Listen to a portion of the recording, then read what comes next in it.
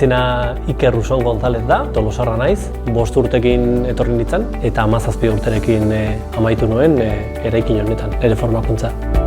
Eskolak niretzat izugarrizko garrantzia izan zuen eta daukan ere bizitzan zertarako bat eman zidalako, helburu bat, bizitzan zertarako gaude. Hemendik atera zan Ikerura, enbeste ametsekin da enbeste gauzekin, ia gehienak egi bihurtu dituzu. Eta orduan horrek ematen dit, bai, sensazio oso ona.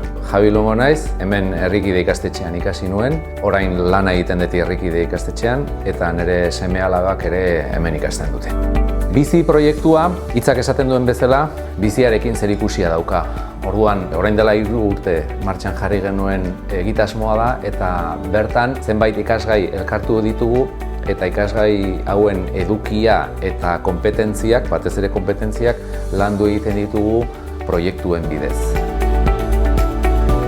Ni Amaia naiz, irakaslea naiz, eta baita Itaka Fundazio koordinatzailea. Nik uste eskolapek daukagun berezitasuna dela integrazioa, ez? Ikaslea saiatzea bere fazeta guztitara iristea. Iristea bai eskola mailan edukin aldetikan, eta baita pertsona mailan ere, ez? Guretzako pertsona integrala izatea oso garrantzitsua da.